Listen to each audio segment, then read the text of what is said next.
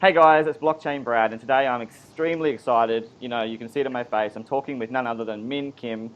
I've wanted to talk to this guy for so long. Welcome to the channel, Min. It's great to have you here. Well, thank you, Brad, for having me. Really excited to be here as well.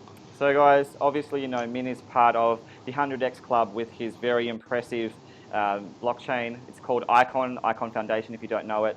Let's run down a few facts about Min himself. He is currently heavily involved in Daily, which is a financial group, which we'll talk about today.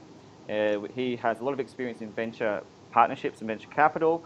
Obviously, as we've mentioned before, he is an important part being the Chief Strategy Officer of Icon, but he's also importantly a key foundational member of the council itself. And finally, he's had a lot of experience in other areas, being a founder of the Ivela Council, a global firm, and also the DAPPs. Sorry, can you just explain that? Is the DAPPs background with your experience there a few years ago? Yeah, so Tapas Media is a company that is based in Silicon Valley. It is a completely different startup, has nothing to do with blockchain. Is throughout my career, I've worked in financial institutions, I've worked in different startups. So Tapas Media is one of the many startups that I worked with. Right. And just to confirm as well, Min has a lot of experience in business. He has a degree from Berkeley. He knows what he's talking about. That's why he's in his role. So let's get started on the really exciting stuff, Icon itself. Min, we've talked about this before. We've heard it from other people. So in a nutshell, what is Icon? Yeah. So in a nutshell, Icon is what we aim to be the largest blockchain network in South Korea. So we currently work with some of the largest, most reputable institutions, all in South Korea so far. We work with financial institutions like securities firms, banks. We work with hospitals. We work with universities and insurance companies. So these are not, I will say, these are actual contractual relationships, not just, you know, projects that we will be working on in the future, but we're actually working on real projects with the key decision makers in South Korea. So with these blockchains, we've slowly over the past couple of years realized that there needs to be some level of interoperability between these independent blockchains that we're building in South Korea. So that's where the Icon project came to be. Icon is the ultimate blockchain that we feel we want to create a blockchain of the blockchains. So Icon blockchain will link all the other blockchains that we're already working on today. Right, so the blockchain for blockchains. Obviously, South Korea is a huge market in itself. How important is it to be in South Korea doing this? So it's very interesting. I mean, South Korea has sort of became the mecca of crypto trading or blockchain. There's a lot of interest. There's a lot of, I guess, the public's interest in this. A lot of enterprises are starting to think about how to decentralize their current business. So I think it's great that there's a lot of initiatives. And, you know, one thing that makes Icon special is that we're able to use Korea as a test bed. Korea has been known to be a test bed for many startups because the country is very dense. Is a very technologically advanced country where people use mobile on a daily basis. People, you know, talk to each other. Very social country. So when if there's like a successful startup, it really grows very quickly in South Korea. So you see how cryptocurrency just blew up, just exploded in Korea because because of the because about 20 million people live in the city of Seoul and everyone knows each other. And Icon for that has been extremely important. We believe Korea has one of the best chances of becoming a leader in the blockchain space. And obviously our past 1 year of experience has shown that. So Icon could be it's just a great opportunity to be part of Korea's ecosystem today. And Min, let's talk about that test bed you're talking about in two respects. Firstly, how much have you done in the private sector? You've been around for a while. It's not just a 2018 or 2017 project. So in that period of time when you were establishing your connections, can you tell us about those connections you initially forged even in the permission space of blockchain? And yeah, how far-reaching was that? Yep. So the company behind the Icon project is The Loop. The Loop itself is a joint venture between 3 universities and Daily Financial Group, so or Daily Intelligence. So immediately we're talking about forming a partnership between the universities and the private company. So we have a lot of the resources that could go into studying blockchain and the capabilities of blockchain from day one. Through those university partnerships and Daily Financial Group being the largest fintech holdings company in South Korea, we could immediately gain interest from the enterprise sector. So we were able to loop in financial securities firms, so brokerages, to work on a project together, and that has led to other enterprises such as hospitals and insurance companies wanting to start blockchain projects with us. So it's obviously huge. Just to clarify though, I mean, what's your role specifically in conjunction with Daily? Because my understanding that there's direct connections between Icon and Daily. So that's a very interesting question because Daily Financial Group, what I do there is I'm a chief strategy officer. We hold about 25 companies within our corporate umbrella that deals with fintech. So it's not just purely crypto or blockchain related. We're talking about many different products and services that partner or that we service to financial institutions. So that is securities firms, banks, insurance companies, and other technology companies in South Korea. Right. And we do many different things, but we've been very focused in the blockchain space, obviously. And we've started investing into the blockchain technology company called The Loop. Mm-hmm. And The Loop has a sort of a relationship with Daily Financial Group, but you got to think of Icon as a separate project. So it has no direct equity link with Daily Financial Group. You could think of Icon as more of a public park or public holdings. It's a non-profit company. It's a non-profit organization. So nobody actually owns Icon. Okay. The only people that own Icon are the contributors who hold Icon tokens. Okay, but let's go back a bit though, Min. We need to get real about venture capital investment because I broached this with my knowledge of Neo, in that there was a company called Fosun, very similar to Daily, that were a key backer for the company to even exist. So is there anything that initially was provided that platform of investment for Icon Foundation? No, so Icon Foundation has no venture backing. As I mentioned, it was a joint. The company behind Icon is The Loop, and The Loop has relationships with universities and Daily Financial Group and a lot of other members. But just the Icon Foundation is an independent entity that is creating a public good. So Icon, nobody actually owns the Icon Foundation. Icon Foundation is to create an ecosystem, a token economy that allows anybody to join and create applications and to connect blockchains to this network so that we could build a greater society around blockchain. Okay, so it's a big experiment. And I mean, what about the Loop itself? What were the originations of that? And is there backing behind the Loop component? So the origination of The Loop is a for-profit Korean company. You could think of The Loop as a consulting firm that works on blockchain technologies. So we do have an open source project that we share with the rest of the world. So anybody could jump on and start projects, or they could contribute to the GitHub that we have open. But think of The Loop as like a lot of other software consultant companies out there that will use kind of the blockchain technology and will implement it into different enterprises or organizations around the world. Mm-hmm. And on that, in that note as well, Min, is that would you argue that the loop is somehow interconnected through gateways to the public blockchain that is Icon in some way, or is there a plan for the integration of these to work together? No, I mean there's no separation. I mean there's no integration between the loop and Icon other than the tech consultants or the engineers are actually building the Icon blockchain for the foundation.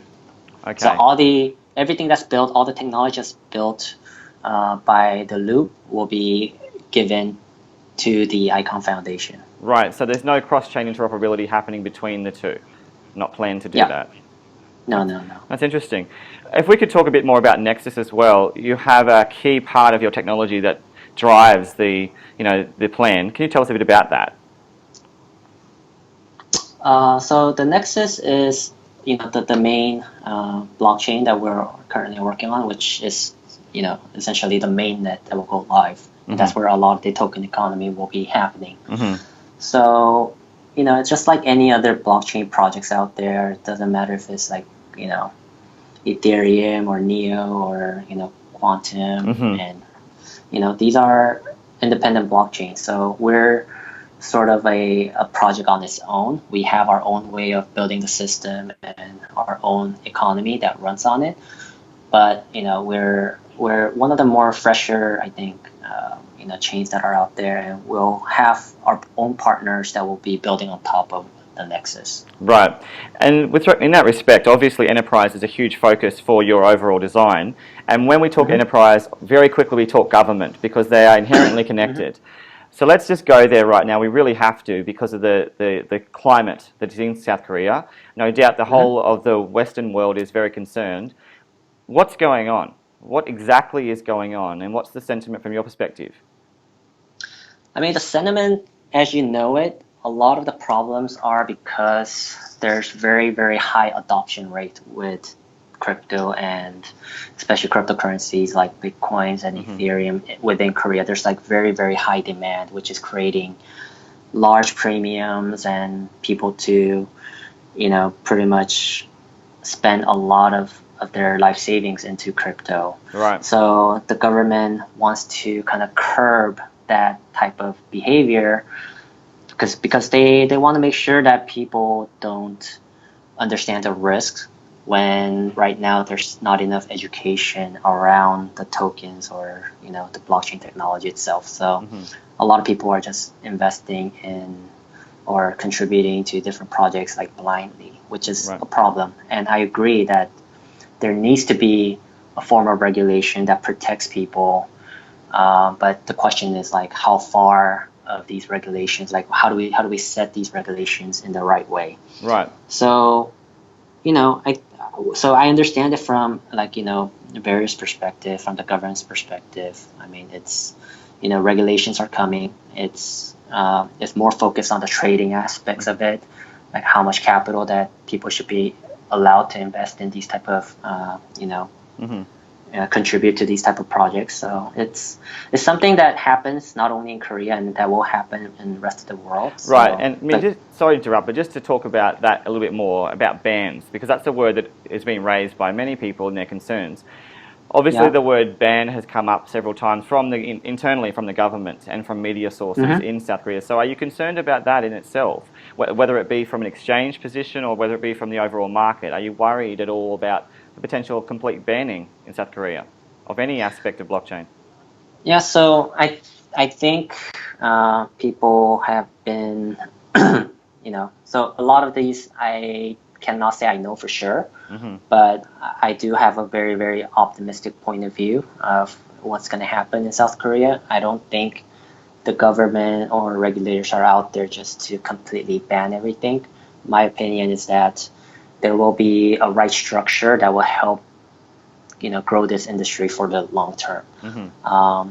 So, I think we got to give everyone a chance to speak. I think there's been a lot of speculations around these. We are quietly waiting for the answers that answers to the questions. I mean, so mm-hmm. our our perspective, I mean, we just have a very positive view of how it's going to turn out. We don't think, there's going to be a complete ban. So we'll see to what degree is the government going to take action. So we don't know how far they're going to go. I mean, it sounds a lot like, replication of some of the things that happened in China with their approach was misunderstood and it wasn't as serious as what people initially thought.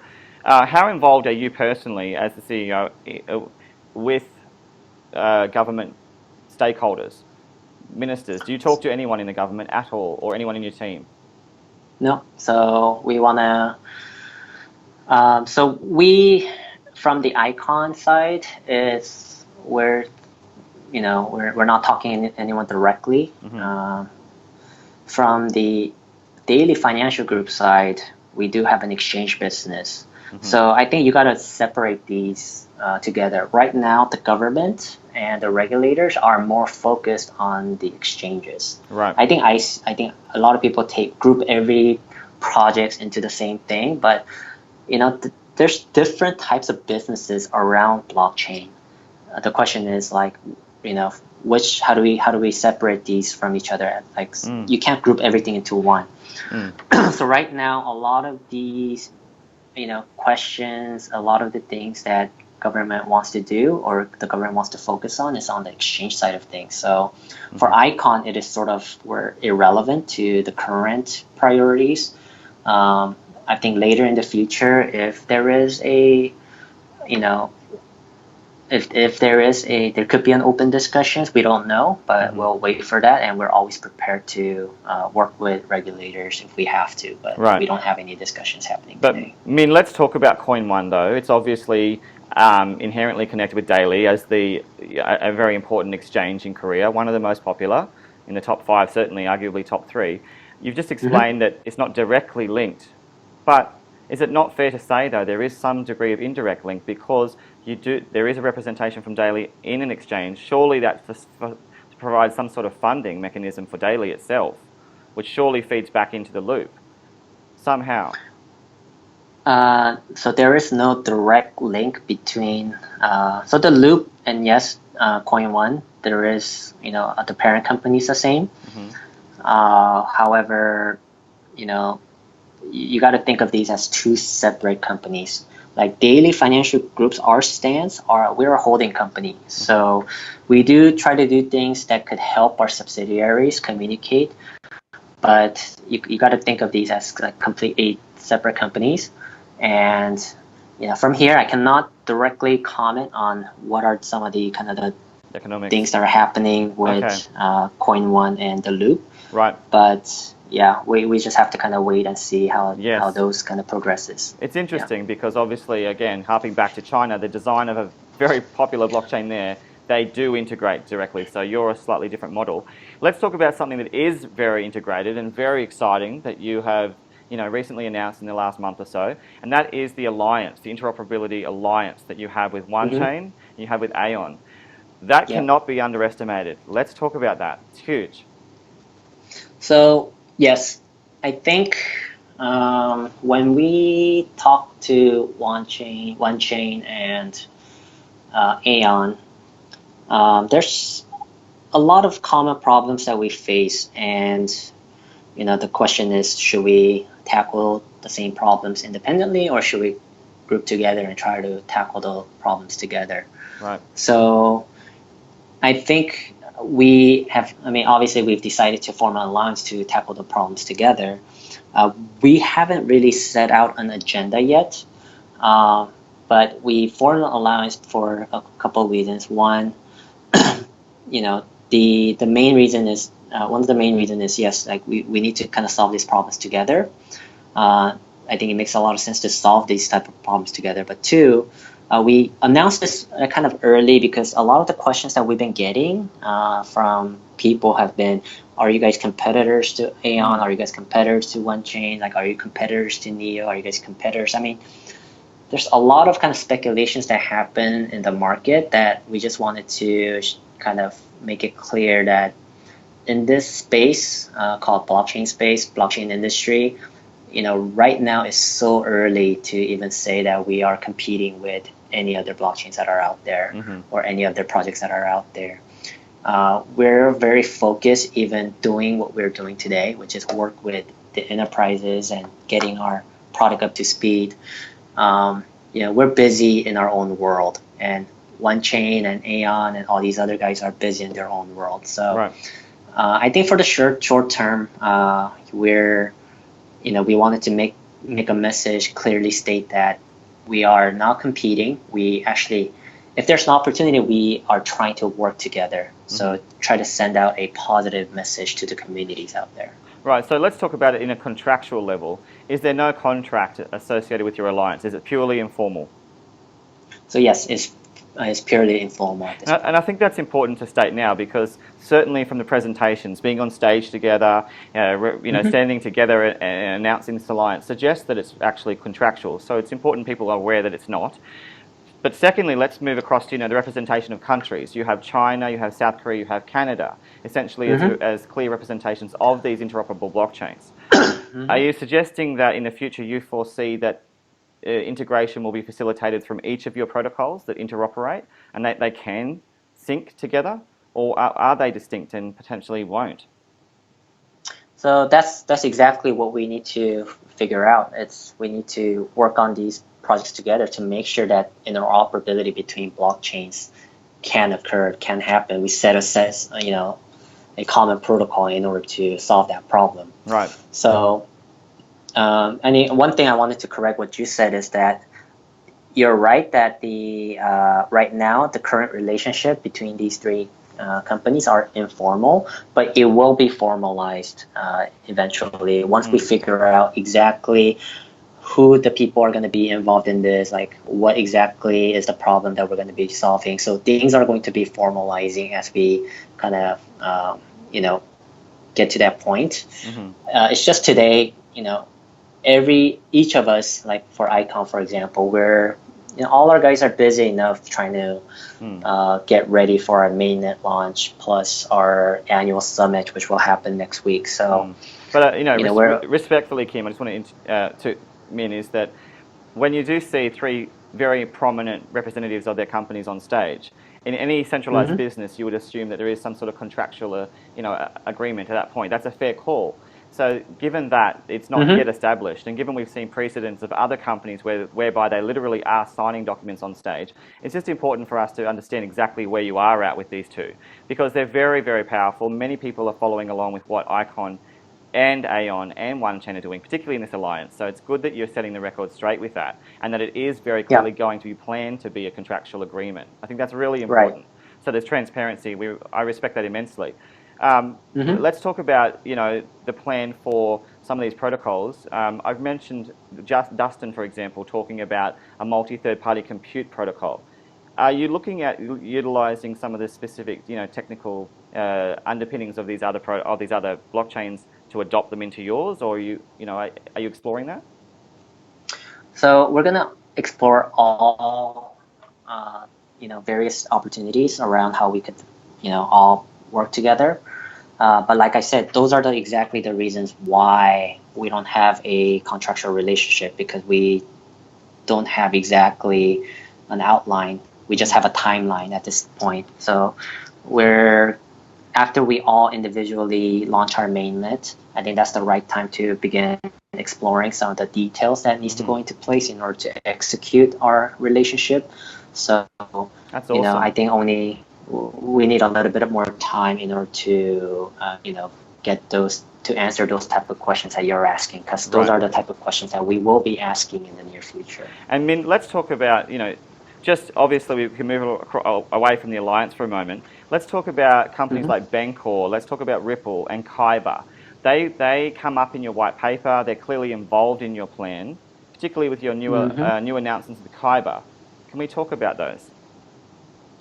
So Kyber probably, yes, we can, but I am probably not the best person to answer the questions around Kyber, because I have other teammates that actually work on that partnerships, and there's more and more things that are happening independently from from different teams' perspective. So I am at a situation now that I cannot micromanage or manage all the projects that are happening around Icon.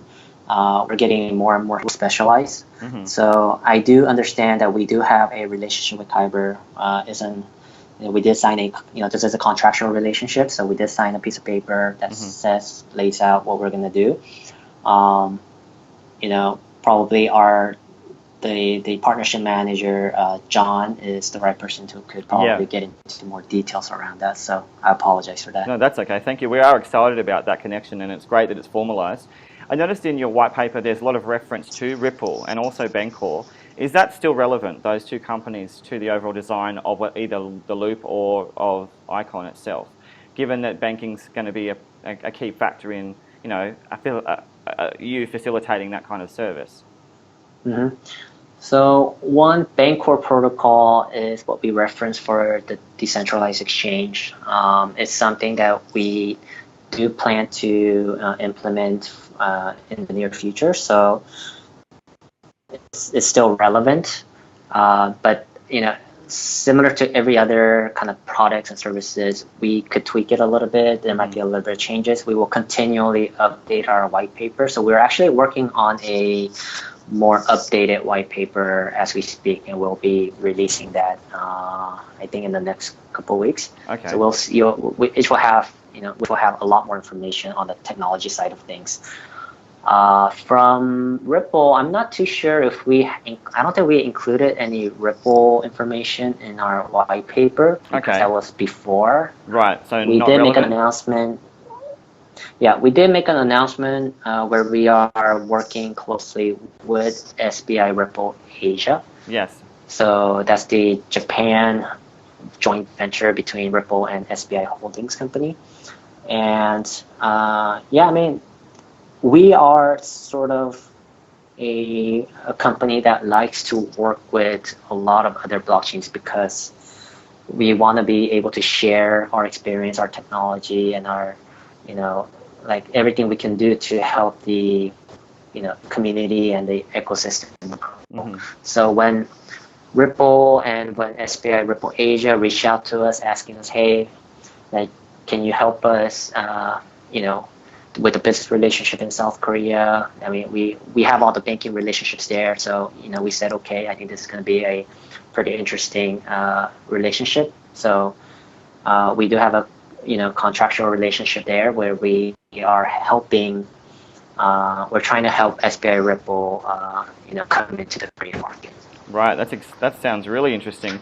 If we can move across now to DAPPs themselves, and I have to say, Min, that it's been difficult. Sorry, your audio is just a little bit fuzzy at the moment, but what's interesting is that you have recently disclosed through, by necessity, some of the DAPPs that are coming on and are pending to your blockchain, to the public one. So what's happening with DAPPs? We've noticed La La Land we've noticed BitClave and a lot of interest.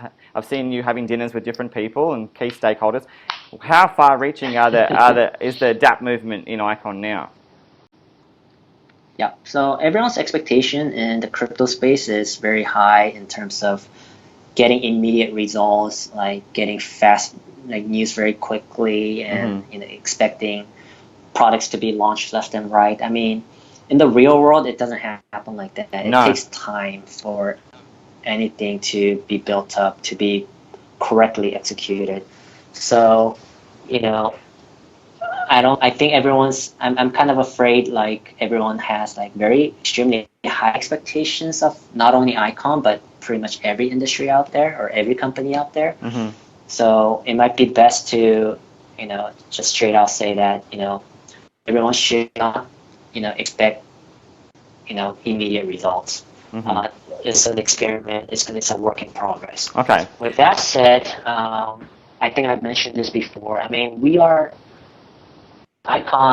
talking to and we're having conversations with so many great people out there that are incredibly smart, that are thinking about building applications on top of Icon, and some of that we will be sharing those initiatives. So just to reiterate that for everyone, is that Min's just explained that there's going to be 5 or 6 approximately released for the summit, and that's actually happening at the end of January, which is a very exciting time for you. That's when apparently the blue moon's coming.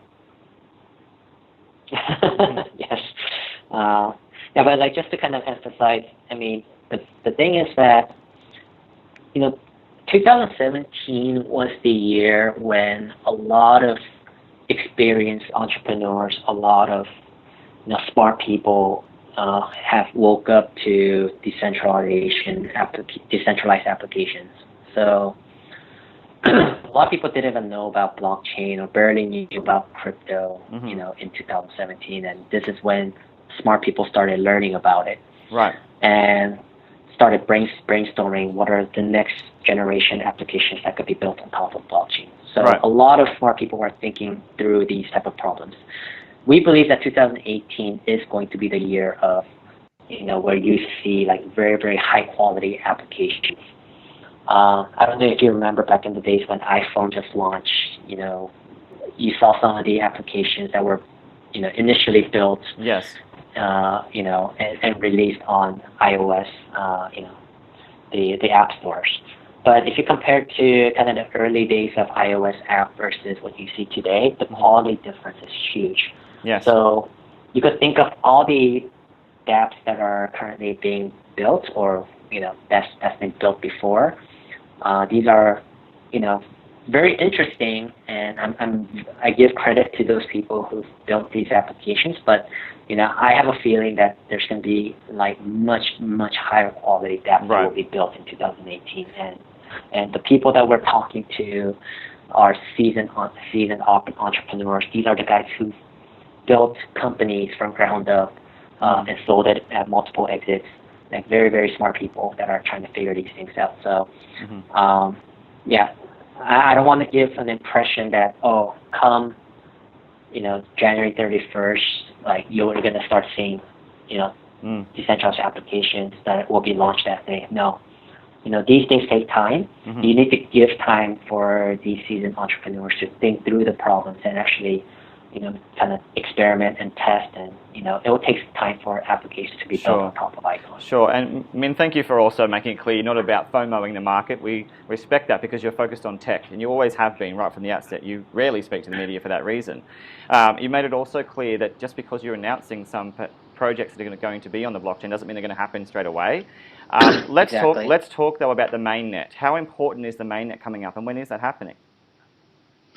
So, I mean, nothing has changed. So there's been a lot of speculations in the industry or in the, in social media. So, I just want to say this kind of clearly, as clearly as possible, that all the news, all the official, you should follow the official blog, the official Twitter.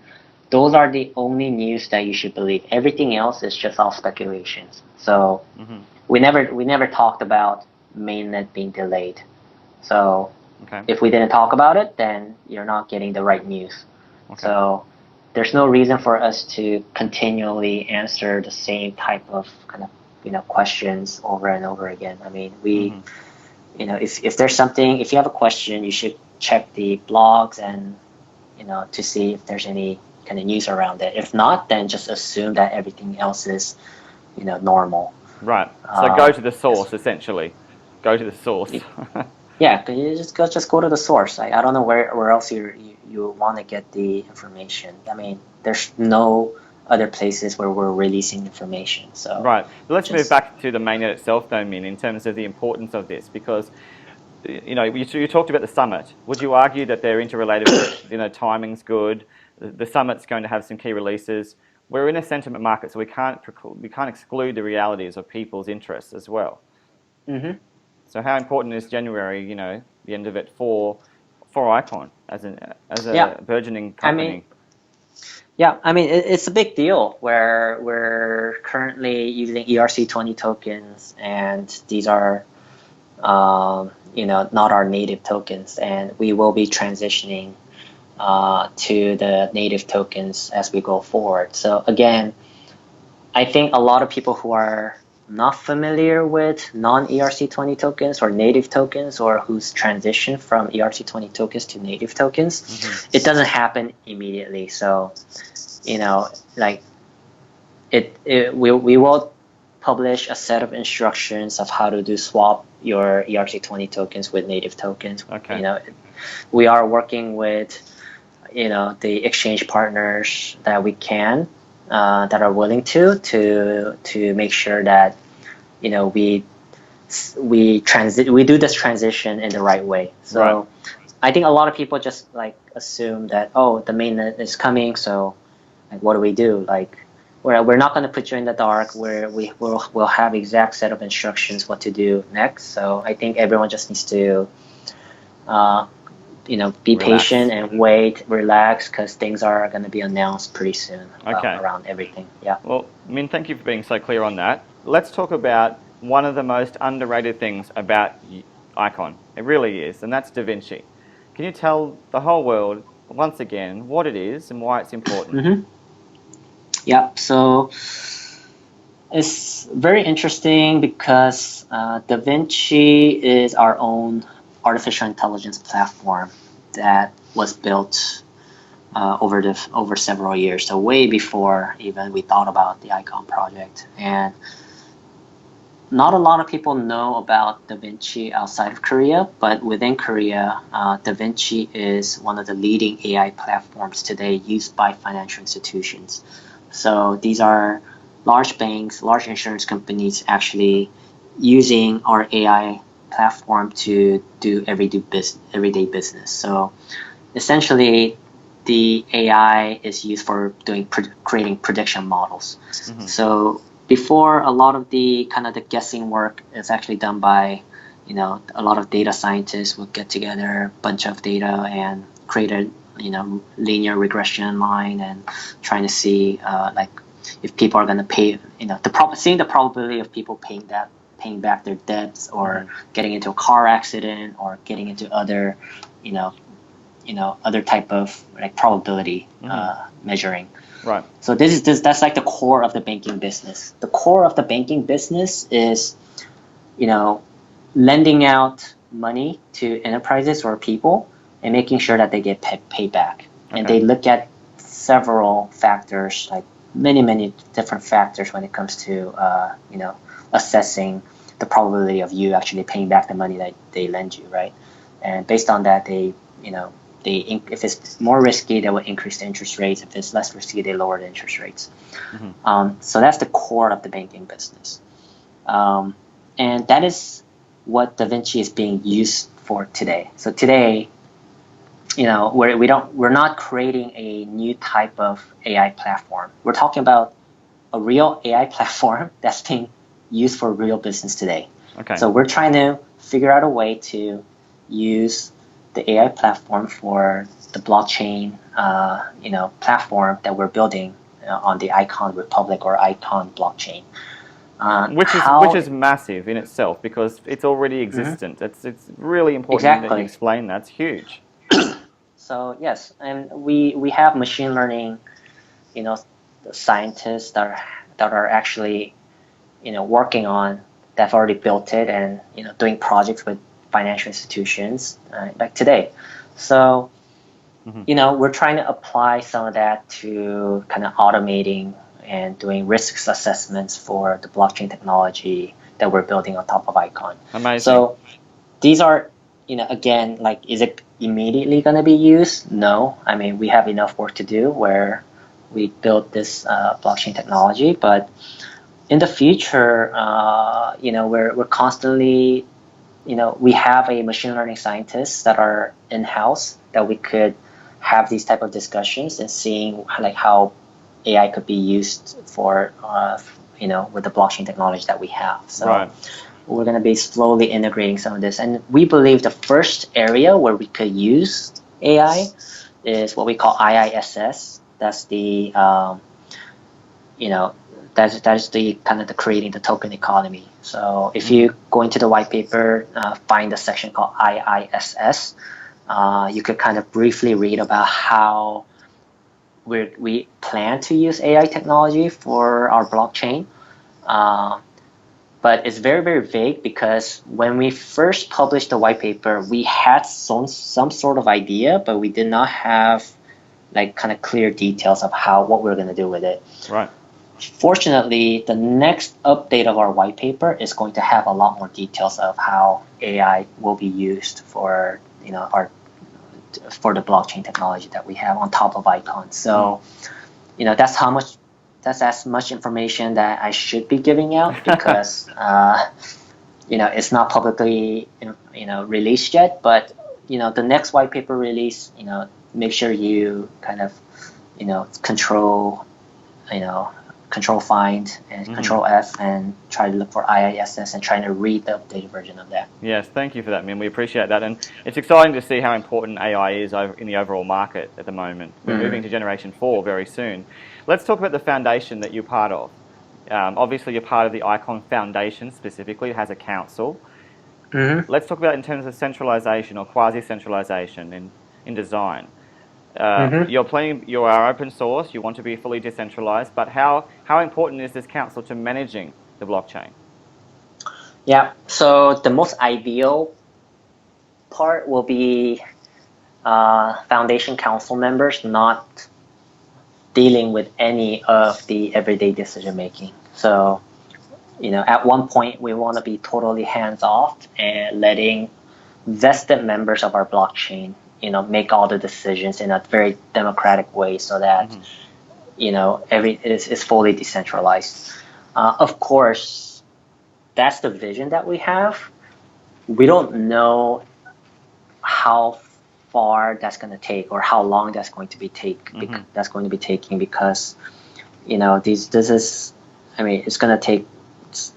because we can't really predict like how many people are going to be using our blockchain in the future, how we could or how far in advance can we get to in terms of technology to allow us to be fully decentralized. And also, sorry to interrupt, but just on that point you're making, that's a lot of trust.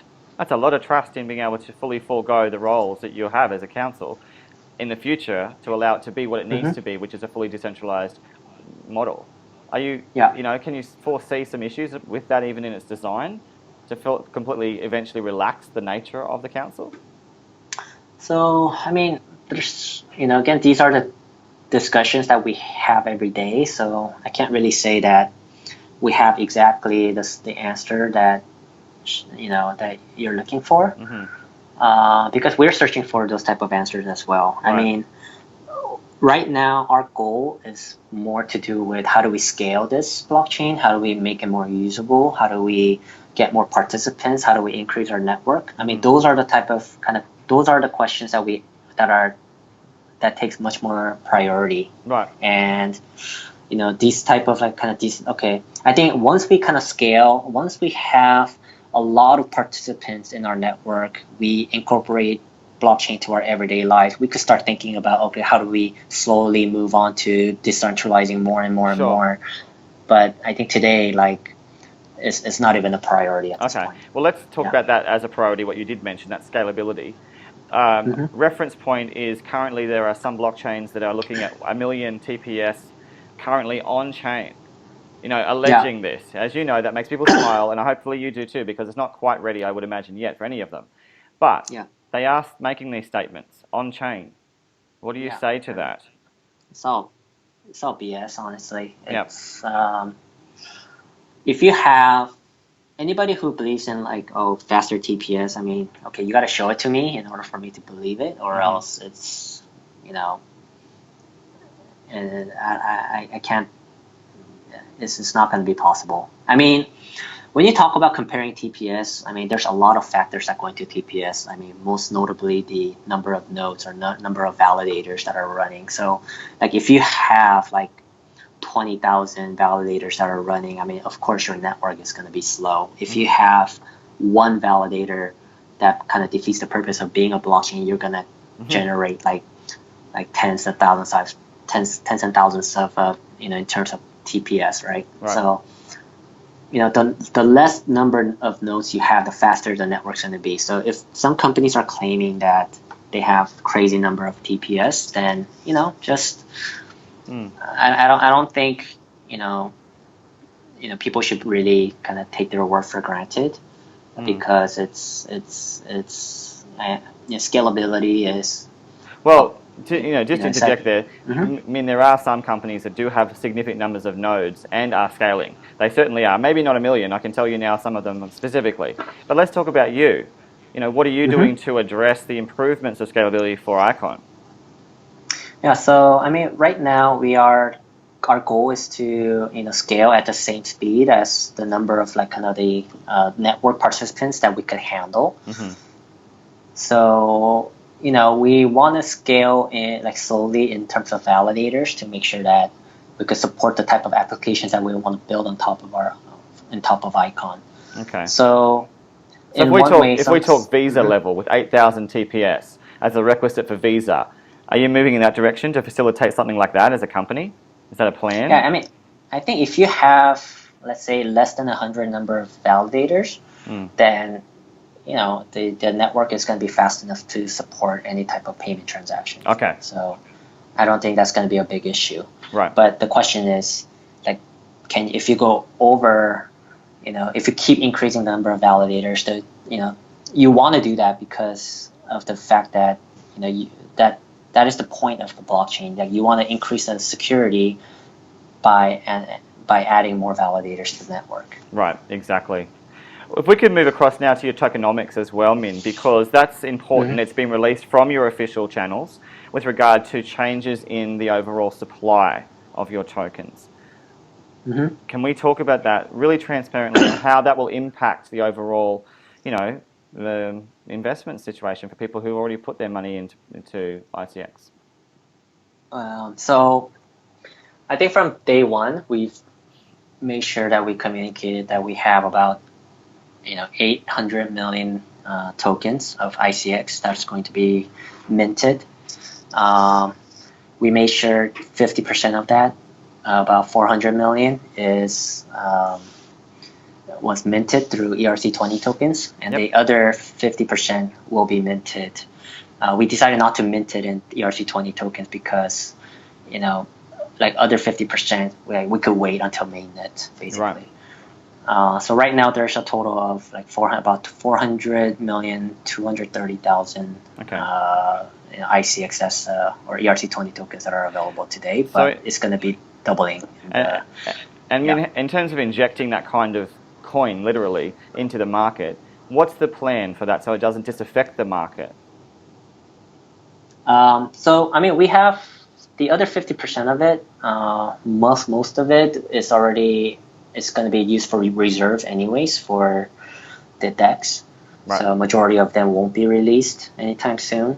The foundation portion, of course, is going to be kept, not unused for at least in the short term.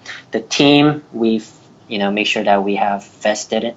We have a vesting period for all the team members, and the majority of the 10% that we've left out for the team members and advisors won't be.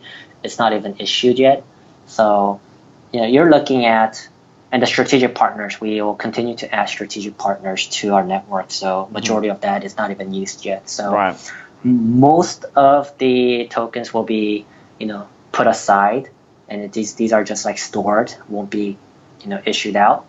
But some of them will, as the vesting period ends and things like that, if we have more strategic partners in the near term, we will be giving out more and more of that to the participants. So I think it's a good thing. I don't think people should be like, oh, token supply increases, so it's going to be bad for our investments. No, we're talking about, we're giving these tokens or we're selling to these strategic partners that will add value to our network. Right. So, we're all in the same boat from now on.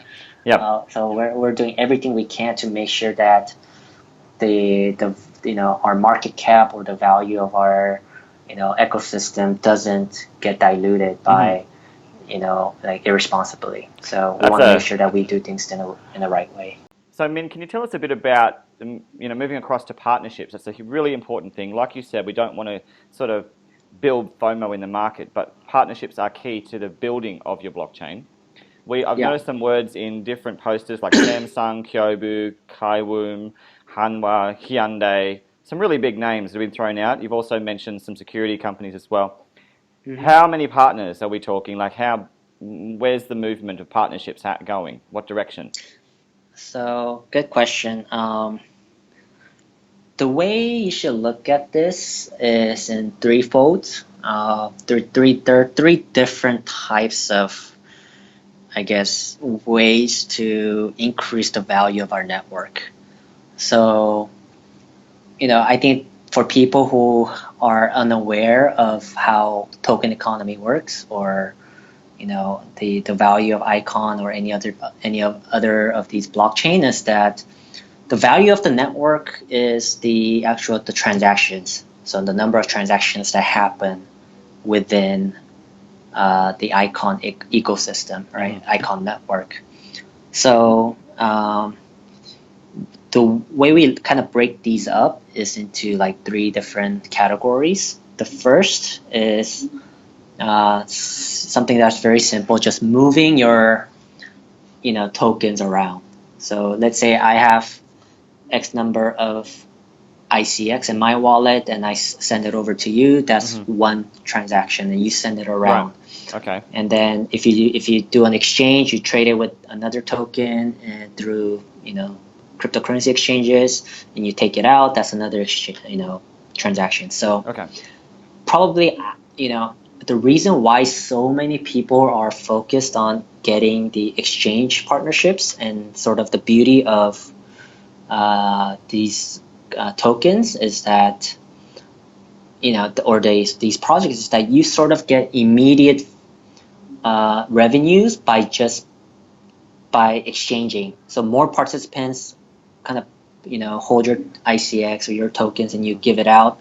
It creates more transactions in the network, which translates to increase.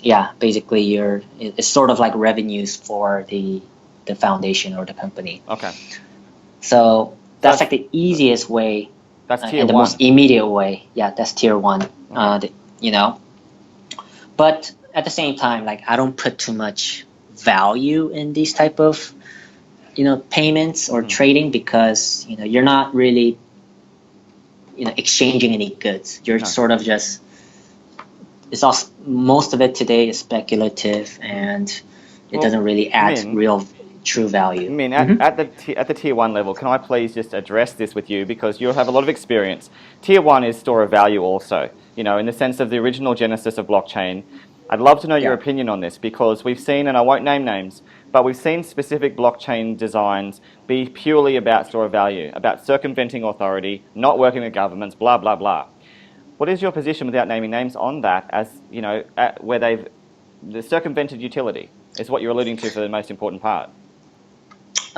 So that's a very interesting question, because if you've taken any kind of course in economics, like the value of, I guess, the economy, or there's this what is it?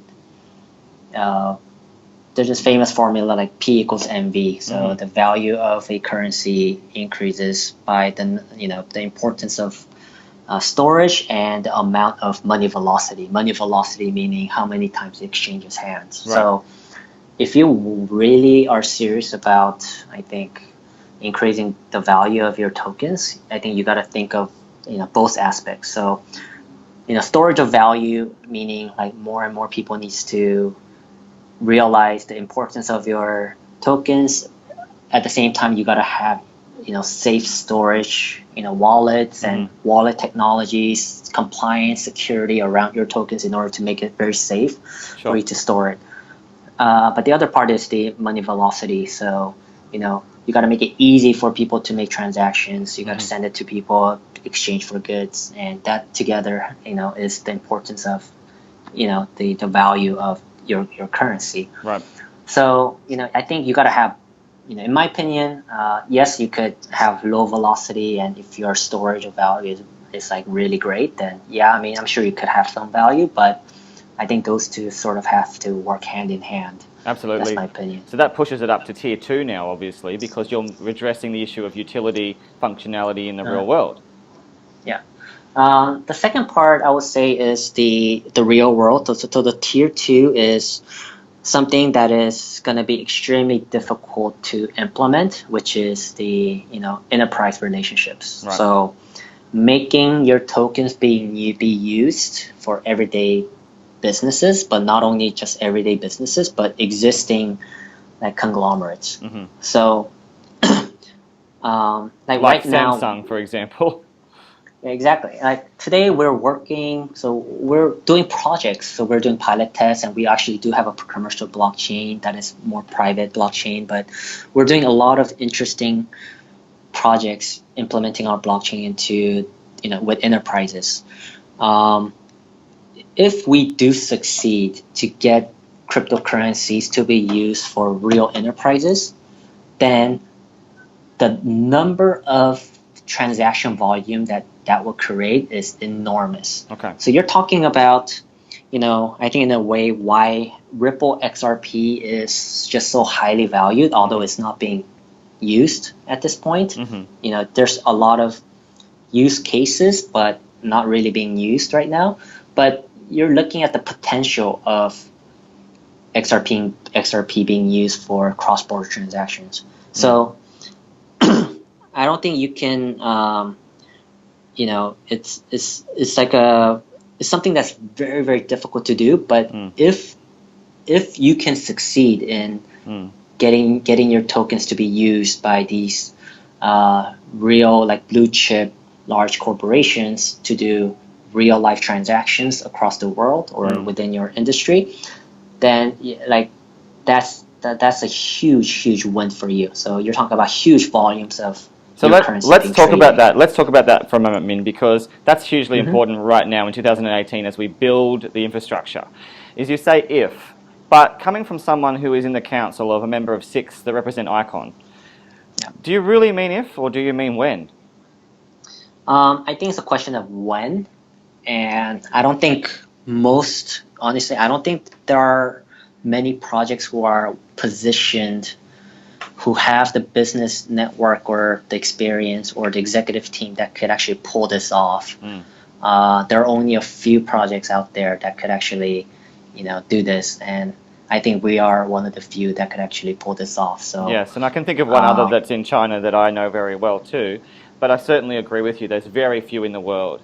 Let's also talk about the future in terms of securities, for example, stock market. All of these things are future geared, clearly, but institutional money, institutional enterprise. What's happening in the space right now in relation to Icon? Are the discussions are we ready for discussions yet at that level or not? Because of the not even close. Let me just say that enterprises have started learning about blockchain. So we've started educating, management teams in these enterprises and hospitals, and we're doing, pilot projects and POCs, and we're starting to talk about utilizing smart contract protocols for their everyday business. So, I think it's more of a long-term project. It won't happen this year. It might happen next year, who knows? But, it's going to take some time. But when it happens, it's going to be a huge, volumes that will be driven. So if this market expands at the rate that we expect it to be, when eventually markets adopt it, what implications does it have for the Icon Foundation when it's already done 100x? How sustainable is this growth? It seems very high. Good question. We'll see. Like, what depends on how much transactions that could occur. Depends on like how important that is, how sticky of that transaction is going to be. There's like so many different factors that could play into this. So, but what we know is going to be a huge impact if it does happen. So that's what everyone is waiting for. Exciting. That's very exciting. So we talked about so much. The third, so I talked about two things. The first is sort of just very base exchange transactions, or just crypto to crypto speculative transactions that's been happening. I wouldn't like say that's not important, but that's sort of the first step to kind of easy transactions that could happen, that could drive immediate value. The second is the kind of this what I call consortium partnerships. So these are something that's very difficult to do, but if it does happen, it's going to drive huge impact. Mm-hmm. The third is, as we know, is kind of the middle. It's not as difficult as the consortium partnerships, but it's something that is doable in the short term, and that is, decentralized applications that could be built on top of, Icon. Okay. So these are, it could be anywhere from startups to, SMBs to even large corporations deciding to do on-chain projects. These are much, much easier, I guess, to implement in the near term. But it could also drive, very, very strong volumes. So, I think that's why you see a lot of these companies are, they're trying to lure or work with, DAPPs companies to build on top of their blockchain because, it could drive a lot of transaction volume for your blockchain. And what's fascinating about what you said is that essentially the DAPPs is really the interim evolution. It's the interim phase of building out the blockchain. And by doing that, surely it's going to attract the interest of the top. But more importantly, the issue of efficiency. Because many people don't perhaps understand the importance of efficiency for an enterprise. That factor for a blockchain, it's more advantageous economically for an enterprise to utilize blockchain than current models.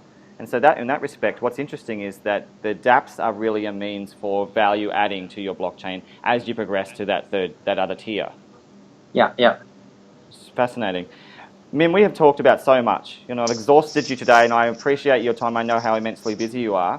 You talked about a myriad of things. You clarified very important alliances. We appreciate that. What's your vision? You talked about long-term plans. What would you like to see in the next decade? Yeah. So, I mean, we do see. I think, I think blockchain and decentralized applications or decentralized protocols being a huge part of our, everyday lives.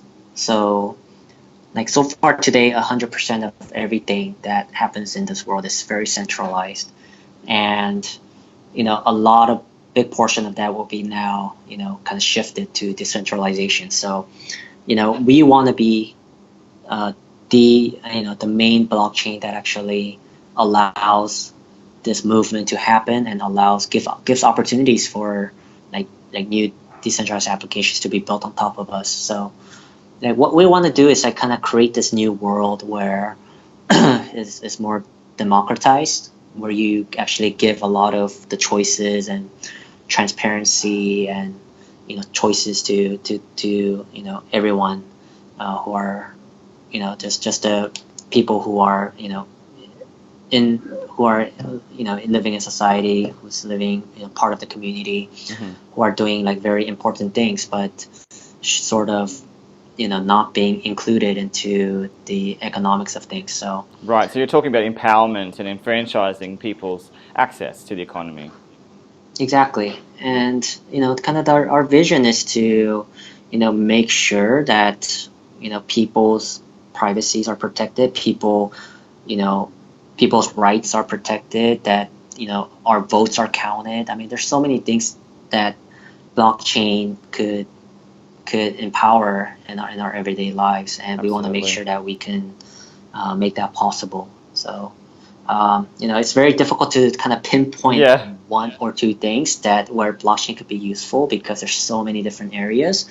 But as a whole, we want to be kind of even like it'll be stupid to say that we are going to be dominating the entire world. We're going to be the main blockchain. If we do, that would be great. But in a sense, like we just want to be a part of this movement.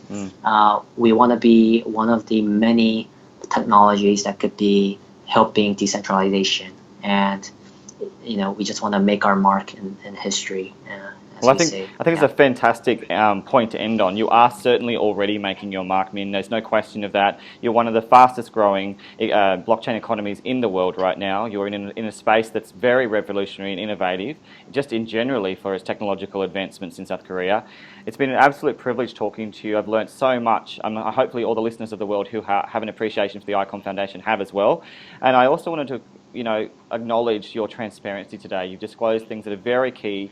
You clearly have a vision for the future. You're leading a very robust, experienced team, and we'll certainly be following you in 2018, past the January Blue Moon and well beyond. We'll expect some big things coming for Icon, and thank you so much for your time today. No, thank you. I wish I I could talk about more things, but I think this is again very early for Icon's path. There's going to be so many more interesting things to talk about, probably middle of this year or even end of this year. So hopefully once we kind of make more announcements and once we push out some of the initiatives that we promised, we could kind of get to those conversations. Right. And guys, don't forget, as Min has said before, there's many different means in which you can access information through social media channels. Make sure you go to the official source. That's where you get the facts, not the FUD. So on behalf of all the listeners of the world, thank you once again, Min Kim, a very important key director for the Icon Council. It's been an absolute privilege and honour today. Thank you. Thank you.